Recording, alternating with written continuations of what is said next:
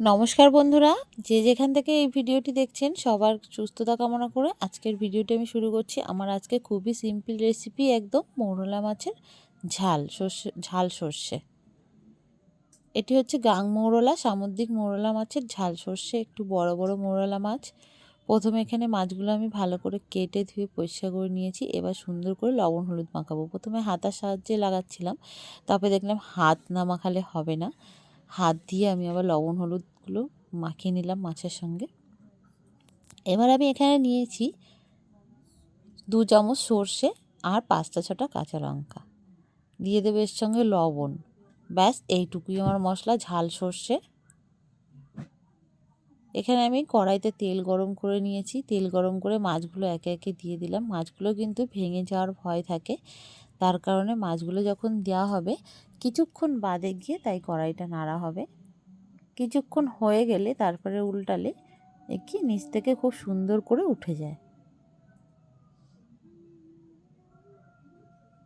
এবার সবার কাছে আমি বলি যে আমার ভিডিওটি যারা যারা দেখছেন, যারা এখনও নতুন আছেন, তারা অবশ্যই সাবস্ক্রাইব করে দিন।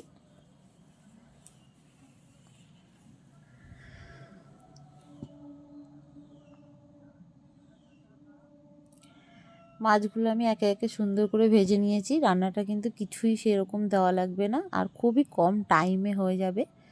আর এই সামুদ্রিক মাছগুলো কিন্তু খুব খেতেও ভালো লাগে, মৌরলা মাছগুলো।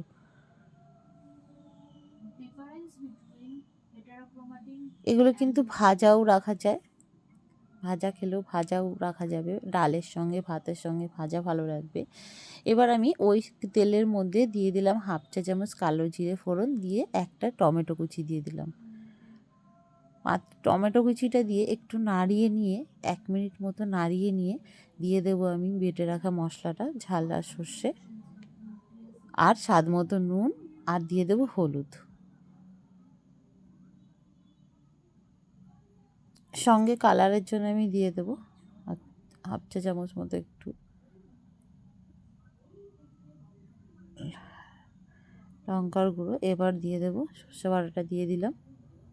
সর্ষে বাটাটা কিন্তু কালো সর্ষে বলে আমি এখানে ভালো করে আলাদা করে ধুয়ে সেঁকে নিয়েছি বাটার পরে, কালোগুলো ফেলে দিয়েছি এখানে, তাহলে নাকি গ্যাসটা চলে যায়, পেটের কোনো সমস্যা হয় না। ঝোল এবার ফুটে এসছে 5 মিনিট। এবার দিয়ে দিলাম মাছগুলো দিয়ে আরও 1 মিনিট মতো ফুটিয়ে নিলাম।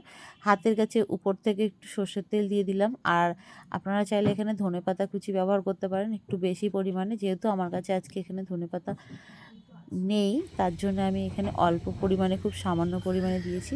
ভিডিওটি ভালো লাগলে অবশ্যই লাইক করবেন।